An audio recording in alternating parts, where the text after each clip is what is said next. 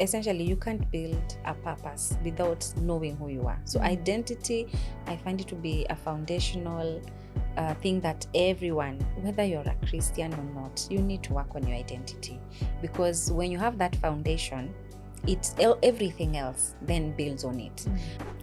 So that I remember the meme where they're saying how somebody is a bride, and then when they go for honeymoon and you go for swimming, you have removed everything, every makeup, mascara. Man's wondering, what was this? And these days even body parts are being added. Some are added and some are being removed. Some are being removed. Lord have mercy. Yeah. And in fact, many marriages start to disintegrate when you disconnect. Even in your communication, you're not talking. Maybe you just do the minimal. How was your day? That's it. But you don't talk about your interests, your goals. When you stop sharing that, then the marriage starts dying. There are patterns that you see even with your family. Things that may be in your background with your marriages around you, starting with your parents. Those are the things that should tell you what to work on. If they had issues that now you've started seeing maybe in your siblings' marriages, it is time for you to start looking at them and working on them so that they don't affect you when time comes.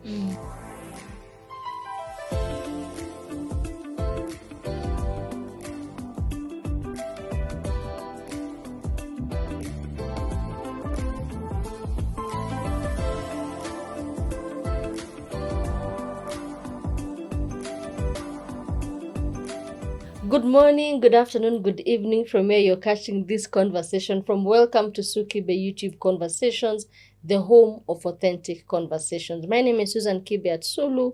I am born again. I love Jesus. I am a child of God, a product of grace. I am a girl that God has shown mercy. Susan is a blending mom, married to Mr. Frank Atsulu, parenting a clan of nations to the glory of God.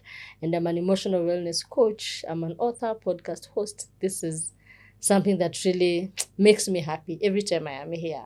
And so last time I came here with a friend of mine who came for a second time. Oh my goodness, yay! It feels good to have a repeat guest, and she's here again for, I wouldn't say a continuation, because if I say continuation, I'll be denying you the juice of this episode. So I want to invite her to introduce herself to the people who did not catch the previous episode, or maybe even the one for last year. They're seeing it for the first time. Karibu sana. Asante. Thank you, Sue, for having me. You're It's welcome. always a pleasure having these conversations with you. Happy to be back. You're My welcome. name is Hope Waiganjo. I am a wife to one Pastor Stephen Waiganjo, and together we serve at Rock West Assembly as associate pastors. We are blessed with 3 amazing children, and we are also we help head Marriage Connect ministry. We call it Marriage Connect at Rock West. That's the marriage ministry for couples who want to build godly relationships and marriages and keep growing. And we also do premarital counseling. We help do relationship programs that help people build godly relationships and marriages. And outside of that, I also do coaching and training of personal and interpersonal skills. That includes building your image, personal image, and branding yourself well. Also communication, leadership skills, and emotional intelligence. All of which help you become a better person, to better build relationships all round that are successful. Yes. I am also a recent author to a book called Congratulations. Becoming Before Belonging. Thank you so much. So this is a book, Yes. Becoming Before Belonging. Yes. And we have been talking about, not really about this book, but some things that are in this book. Yes. Because I wouldn't want us to discuss the book Okay. so that people can buy. the book. Because whatever I have learned, I want people to also. And by the way, don't be deceived by the title. Even when you're in marriage, you need these books. It's not just for singles. It's just building us all around. And Hope was here last year, I think in a previous episode, when we discussed about building self-worth in the dating journey. And I love the fact that then we were talking about this book into becoming. It has not. It has had not become. It was in the process of becoming. So now we have it here, Yes. and she will be telling us where we can get the book. Mhm. And so in our previous episode, this time we discussed about what happens in the waiting room and how we package ourselves in the waiting room, you know, the environment in the waiting room and all that. And there's something that a conversation that has been there, even in the Christian spaces. And sometimes people feel like when we have gotten married, it's like when we leave honeymoon, the person is different. Who is this person? That soon. Who is this Who person is I this married? person? Yeah. Others, it's after a year, you are like, who is this person? I don't know this person. Yes. And so I wanted us to discuss about healing our identity.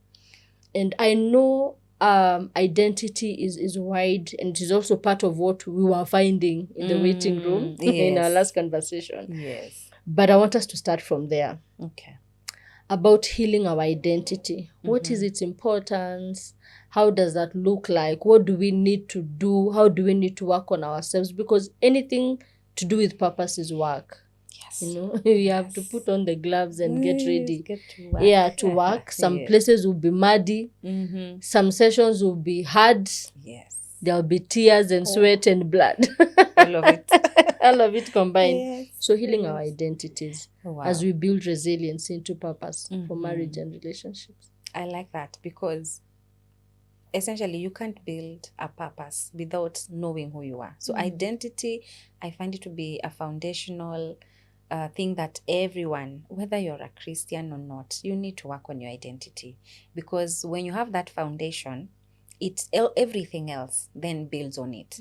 And of course, we all need to know where we came from. And your identity means that you need to know your where you came from, your source. And as somebody who was created by God, when you heal that aspect of knowing, because the people are in confusion, they don't know who they are, they don't know where they came from, they have all these questions. And so I think healing your identity starts with first knowing who you are, where you came from. It helps. And so we are created by God. That's the basic foundation we need to know. And that when God created each and every one of us, he put himself in us. That we were created in his image and likeness means we all have God in us. Like God put himself in human beings. We are moving human beings, but God put himself in us. That's why he says we look like him. We have his image and likeness. And when you have that sorted, when you have that settled, it is easy to deal with many things that come, because as we grow up, from our upbringing, many things happen that affect our identity. Some it is loss of maybe even parents at a young age before you understood who you are. Some it is that rejection, or some it is maybe people who were born and they were not born in say maybe people who are born out of wedlock and they didn't know their fathers, and some were raised by maybe relatives. We even have people who don't know their parents. They were adopted. They grew up in either foster homes or they were adopted into other families. So when they grow up and understand that background, it can affect who they see themselves to be. But when you go back to understanding that God put you here for a purpose, for a reason, and that it doesn't matter how you showed up, it doesn't matter how your upbringing was, his purpose for you has not changed. I think that settles a lot of things. And so first get back to that place of knowing that first you are created by God. He put everything that he put in you for a reason, and that reason is what you and I are in pursuit of knowing. And of course, I don't think anyone ever gets to a place where they have fully discovered and fully done. It's a journey. We get to know. The more you walk in your purpose, the more you discover more of what God wants you to do. And so there's beauty in that. And anytime you find your purpose, in fact, many people have said, even research has been done, that people who know their purpose and work their purpose they are happier, they are fulfilled, because you're living beyond. I think that's the thing God put in us. None of us lives for themselves. We all live for something bigger. And so when you're fulfilling your purpose, you're actually bringing more joy to yourself. You're more fulfilled by meeting that purpose. And so when you heal your identity, that means that even in marriage, you will not look at your spouse as someone who needs to be giving you that identity, because there are people who get married just for that identity, to be a Mrs. I don't know if men marry for identity. I don't know. But of course, it's the women who get the man's name. So many times it's the women who get married for that identity, to be somebody's wife, a Mrs., to be someone's mother. Then you realize you get those things and you wonder, okay, then what next? As the children grow, you have to start asking yourself what next, because God put you for much more than just being someone's spouse, just being someone's parent. He put something bigger, and only you can discover it as you journey with him. So back to your question of waking up after honeymoon and discovering someone, and you're wondering, who is this? Who is this? Maybe it's because they had also not discovered themselves, and now they're in that journey of discovering themselves. And that's why it is important for the two of you to grow together. Many people leave each other in the pursuit of purpose, identity, growth, where you leave your spouse where way back that you have pursued maybe your interests, you're growing in your career, in your business, in your faith, in your spiritual life. And so they'll wake up and wonder, who is this? Because yes, they didn't marry that version of you, they married another version. So it's very important to be growing together. I think that's one of the things. I don't know why someone would wake up and wonder, who is this? Maybe this person was pretending. There's also that. That's why we talked about in our previous episode, we talked about taking time to know somebody. Because there are people who are out to just get somebody. Maybe they've eyed you, they can see you will make a good spouse, they hide who they truly are, and then once you get married, now they feel you have nowhere else to go, they show you their true colors. There is also that. It happens. And we hear these stories all the time, where someone got married to somebody, and then after the wedding, they discover they had some hidden things that they did not share. So it could come from either someone has grown, of course, but that growth cannot be after the honeymoon. Maybe that is now later, after some years.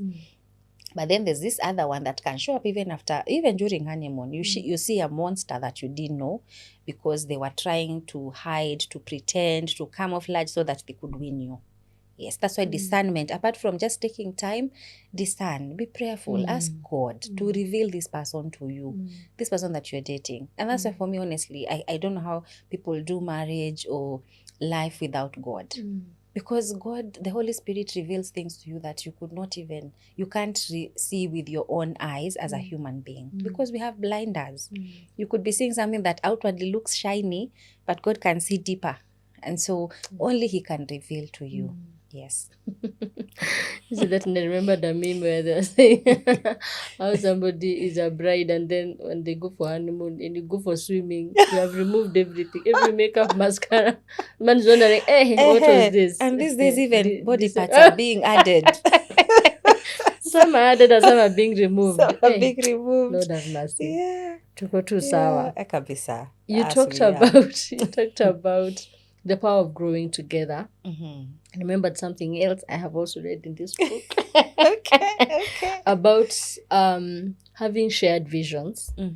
And would you say, from where you sit, and even with the people you get to talk to and help, that having a shared vision, there's a way it even helps you, because we are thinking together and planning together, even helps you probably shed some things that would have drawn you apart as you are working towards the same vision, or a targeted goal together. Yes. What's the power of a shared vision? That is so. It's so powerful because, again, when you put people in a place where they have one purpose and they seek to fulfill that purpose, they're unstoppable.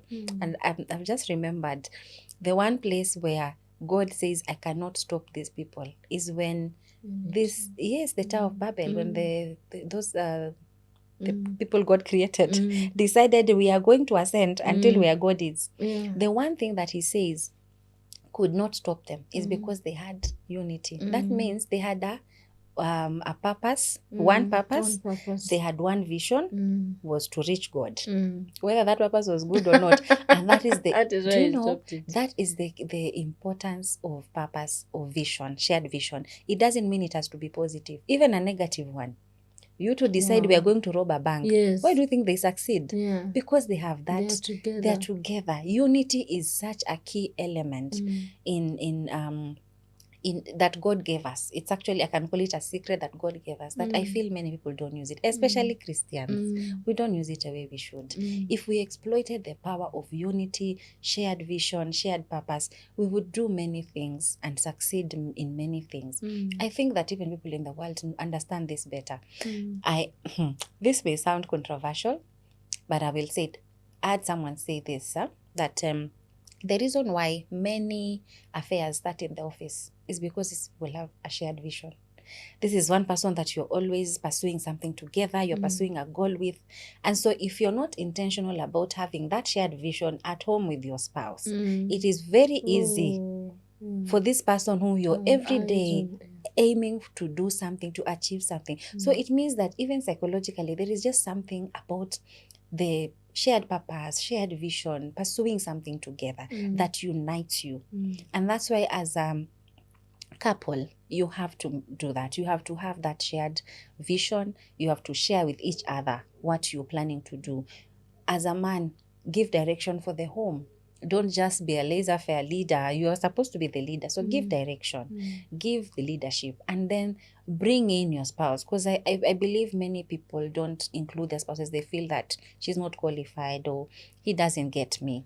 But the reason why you're together is to get each other. So it doesn't matter, rub each other off the wrong way until you're able to now align and pursue that purpose together. Because when you have that shared vision, so it means you're talking a lot, you're interacting a lot, you're sharing ideas. That brings intimacy. Because what is intimacy? Intimacy is not found in the bedroom. It is built in the other aspects of your lives where you have unity, you're talking, you're sharing. And in fact, many marriages start to disintegrate when you disconnect. Even in your communication, you're not talking. Maybe you just do the minimal. How was your day? That's it. But you don't talk about your interests, your goals. When you stop sharing that, then the marriage starts dying. Yeah. So there is so much power in that shared vision. Yes. As we talk about healing the identity, there's something interesting I saw about red flags, green flags, and I think most times, even as people are in the waiting room preparing and also now doing live, we focus a lot on red flags. Yes. Yeah, until we know, of course, there are those who see red as red. some pink looks like red, Oh, but I believe there's a connection between the red, green flags and identity. Yes. Because once you know who you are, once you know what you believe in, this is what I can take and all that, then it makes it very easy. What would you say is a connection between whether red or green as people identify them and identity? So, I think, like you said, when you're not healed, you have blinders. And for example, like what I mentioned earlier, there are people who connect because their connection is not based on their shared values or shared purpose. They're connected by their shared struggle, trauma bonding. So you come together because you're both struggling in an area and you are being that each other's support system.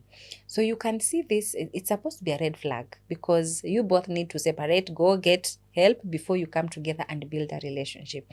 But for many, that could be the thing that brings them together. It's the thing that unites them, they build. And then if one decides to work on themselves and leave the other one behind, that becomes a problem. Because now the thing that was putting you together is no longer there. So that I believe is one of the things that that really is a problem if you've not healed your identity, you've not shed. Before you continue, I remembered, so when you mentioned that, I remembered. Yes. I have seen even some of my friends. Sometimes probably I met my boyfriend, or maybe now he's a husband, but we met in the club. Yes. We were party people and all that, and then now we've gotten married, or we've decided now we're moving in together, we're building something serious, and then sometimes, I don't know if it's most times or sometimes, maybe the lady would stop, would be the one maybe saying, now I'm born again. Yes. I no longer go to the club. Yes. Yeah. And then all of a sudden, I'm wondering, why is this person not seeing things the same way? Yes, You know, say that and I remembered. But where you met, Yes. originally, where we met, we were at par. Yes. Until I started looking at things differently. Yes. So what would be the best way to guide such a person? Because even the Bible says that the unbelieving husband will be saved by the believing wife. By the believing wife. So know that me, I have seen the light. Yes. In that context. Yes. Does not mean that now from today you start because that is one of the things also that can be a challenge for us as the women. And sometimes I feel like I am in my prayer room. Yes, war room. In war room, I've put all the scriptures on the wall, and then I'm just rebuking the devil anointing him with oil. Oh my God, this person. Now he's the one wondering, who is this? Who is the devil? Who are we? Yeah. He's the one in shock. Who did I marry? Where's the woman I married? What would be the wisdom in that? To help, because of now what you said. You say that and I remember, that's something that happens. It's so true. Yeah. And wow, I like that, God is so amazing because he saw all those things. We think we're the ones who are seeing things that God doesn't know about. He saw that. And he left that provision because he understands you can't now start divorcing your husband because you found the light, yet you met in the world. So there's provision for that you don't need to, that marriage is still recognized by God. You can still stay with this person and win them. In fact, the Bible talks about how the inner beauty of a woman can win a man. So how do you treat this man? That he will wake up and say, Enyewe, this change that I'm seeing in my wife is actually positive change that is attractive, that I love. It is not you spending all your days in church praying and leaving him out without food or neglecting your duties at home. Because now you have found the light, you have found Christ, and it's a good thing, but we need a lot of wisdom and balance. As Christian women, we need a lot of wisdom and balance. You can't be praying in tongues the whole night and the man wants sex and you're telling him, no, I'm in prayer. Get down of that prayer mountain, meet his needs, then go back. Even God will rebuke you for that. Because to God, that's foolishness. You need to take care of your husband. Don't be overzealous without knowledge. Because sometimes you can get there where you're now doing things out of zealousness, but there is no wisdom. So be wise in how you conduct yourself. Of course, take care of the home. Be that lovely wife. Don't lose yourself. Be the vibrant, beautiful wife. And pray for him. There is something that is powerful. God is the only one who can change the hearts of men. Yeah, he says in Proverbs that he holds the hands of the king in his hand and he can move it wherever he wills. And so your work should not be to change your husband. None of us should be trying to change each other. Yeah, pray for him. If he still goes to the club, now, because that's the man you married, still love him, honor him, respect him, take his authority, his leadership, and pray for him. And ask God for wisdom.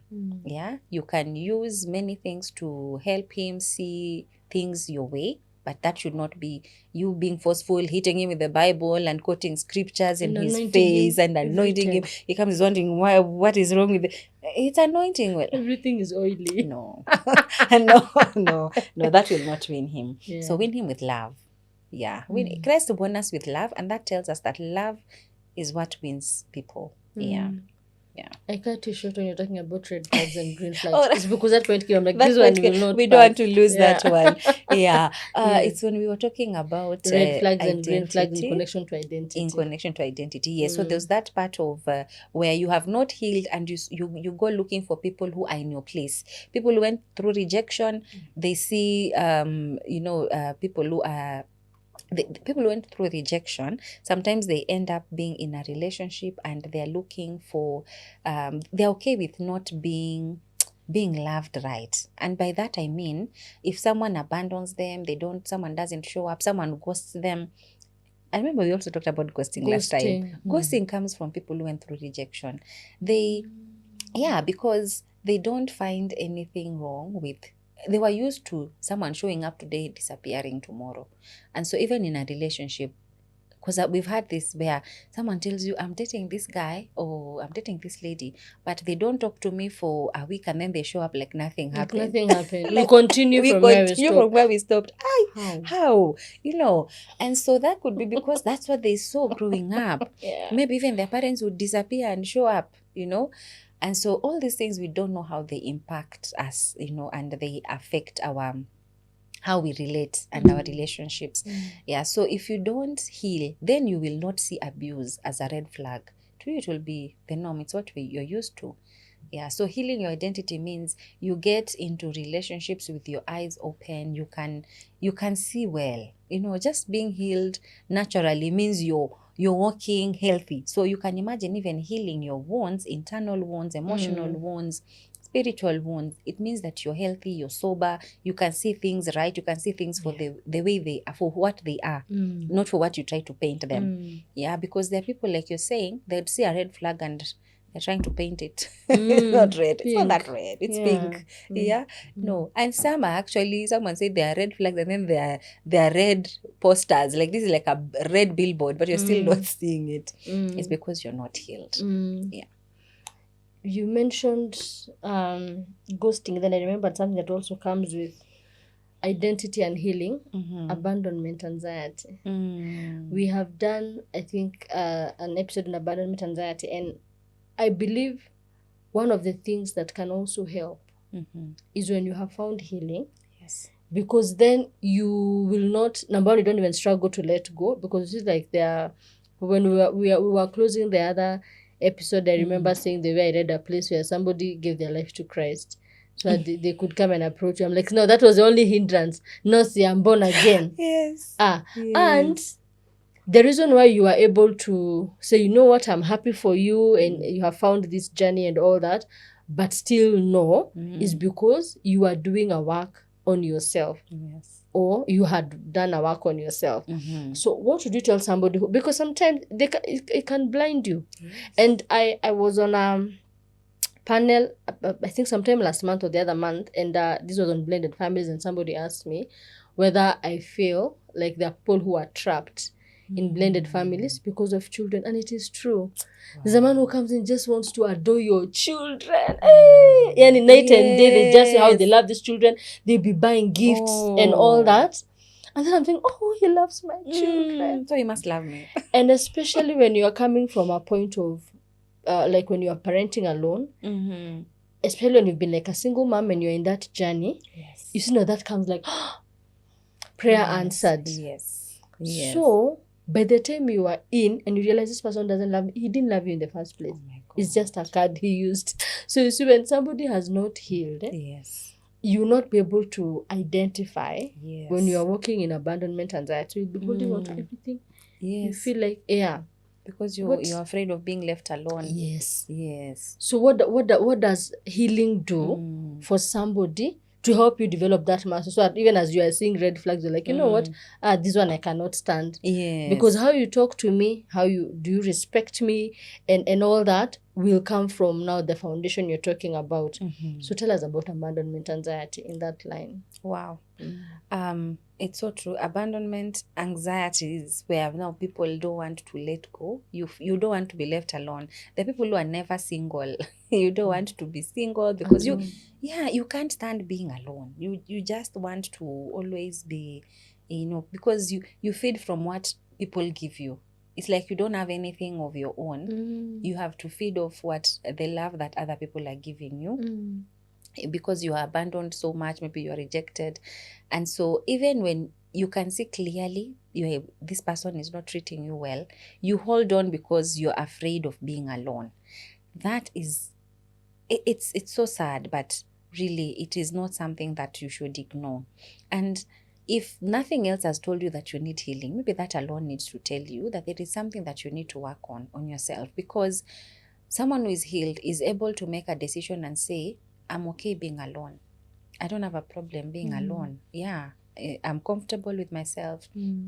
I can be single and be fine. As long as, I would rather be single than be with somebody who doesn't treat me well.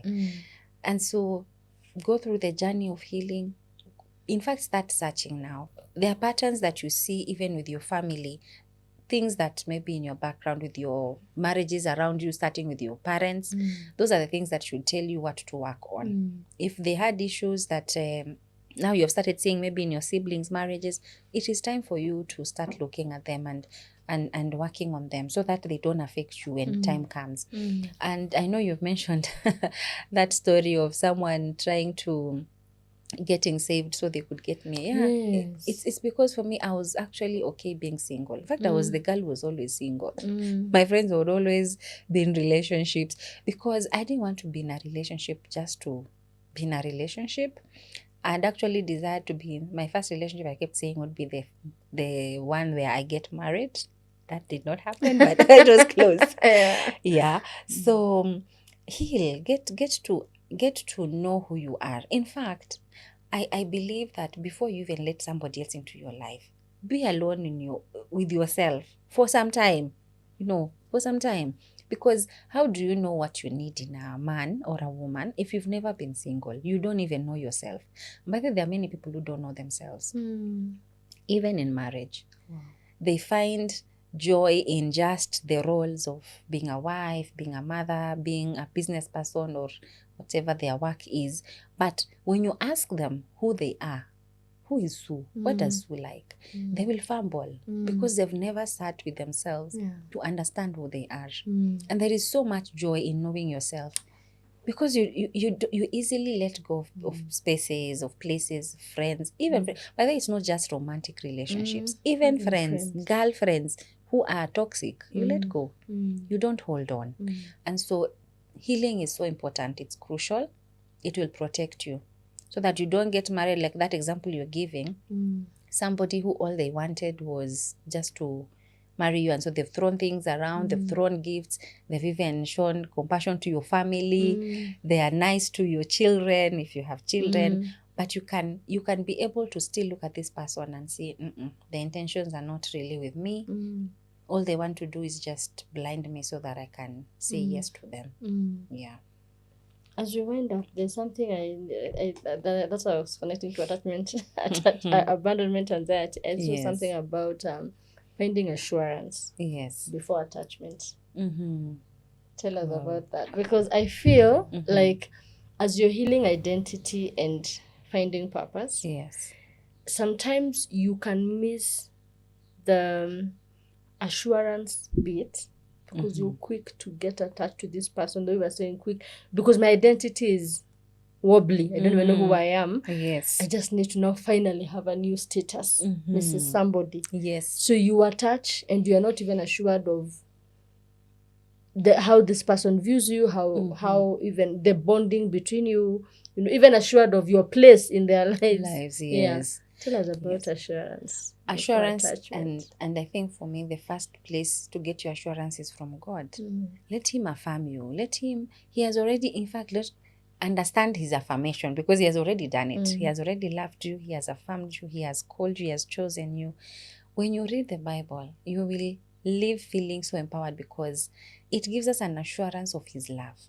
And this is what I tell people, and I think I've mentioned in the book.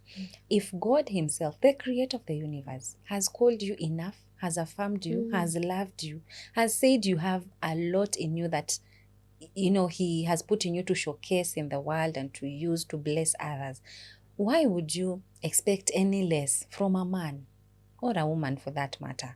And so when you get your assurance and get your identity right, build your purpose and get your assurance from God that you are enough, you will never settle.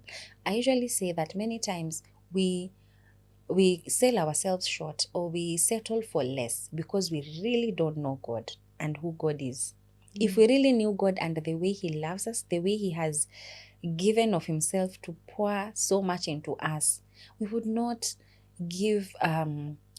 settle for less. Because settling for less, where now you settle for less, you're in a miserable marriage, yet Christ died for you. He's looking at you and wondering, my daughter, I had so much for you. I had so much in store. If only you had waited, if only you had connected yourself to me and learned from me so that you could also learn yourself.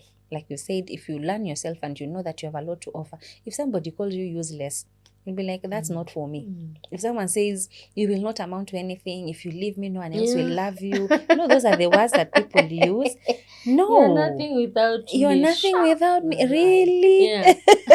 Really? No. You will just laugh and walk away with your head high. Yeah. And the last thing I'd say is, the other thing I think that makes people get to that place is giving away too much too soon. If you give away too much too soon and someone tells you no one will love you, you will easily believe. Also because of that attachment that comes. And by giving away too much too soon, I'm meaning maybe you're already in a relationship, you're sleeping together, there are things that are involved, you're now connected, you're attached. It will be hard for you to be sober enough to get up and say, I'm not going to do this. Yeah, so guard yourself, guard what you have. Yeah, until the time is right. Cutting short to somebody who is watching and is working on becoming before belonging, what would you tell them? Wow. My encouragement is that becoming, first of all, is not for anybody else. It's for you and the person that God created you to be. So don't make it about, I'm becoming this so that I can get a husband or a wife. No. When you become a better person, when you work on yourself, on your purpose, on your skills, your expertise, that means you increase your opportunities for your career and business. You build social relationships that will help you. And eventually, when the time is right, you also meet the right person. When you're in the right frame of mind and you're able to meet somebody when you're healed, so that you're sober and you're getting into a covenant, because marriage is a covenant. When you're sober, it is not something you get into when you're not sure. So heal, get whole, find out more about yourself, sit down with yourself, do self-awareness, get to understand your strengths, your struggles, your challenges, and work on them. Don't be afraid of being alone. Be alone and take your time to know who you are, because there's so much about you that once you get to know, you will be able to, you will be unstoppable. That's what I can say. Becoming a better you means that you will be unstoppable in every aspect of life. Yes. Amazing. And where can people get this book? For now, you can order it from me directly. You can inbox me or you can reach out to Sue. But I'm working at getting the book into bookshops and I will be letting people know where soon. Yes. Amazing. Yeah. So we have had an amazing discussion with some experts from this book, and also some things that Hope is very passionate about, matters marriage, relationships, and even your personality as an individual, because this life is more than marriage. Yes. After marriage, there's more. I think that's when life also begins, another season of your life. Yes. So I want to believe, hope, and pray that this session has been of benefit to you, that you have picked some things you can learn from, and so we want to encourage you to like, share, and let somebody else also learn from this wisdom, so that we can all become before we belong in our various spaces. She said, it's about you. I'm not becoming for the husband who will marry me or for the person who I want to settle down with. You are becoming for you in your career, in your spiritual journey, and in your life as an individual. And there's something you said that was very important, that even as we are working on ourselves, as we are allowing even God to work on us, focus on the destination where you want to go. It is not for now. What we are doing now, you will benefit even in future. Yes. So once again, thank you for all your support, for subscribing to this channel, for sharing with a friend, for engaging with our content. May God really bless you. And if you'd like to be a blessing even to the upcoming episodes, feel free to reach out on the number below, or even if you want to reach Hope or how to get the book, the number here will be able to connect her with you. You can send us an email, drop us a WhatsApp message, and we'll be able to direct that to her, even a question or clarification. And also, if you'd like to partner with us to help us continue with this work, there's a till number that will be here. Feel free to be a blessing, and may God bless you as you engage. So until next time, may God bless you, and may God do you well as we continue to embrace authenticity, one conversation at a time. God bless you. Shalom.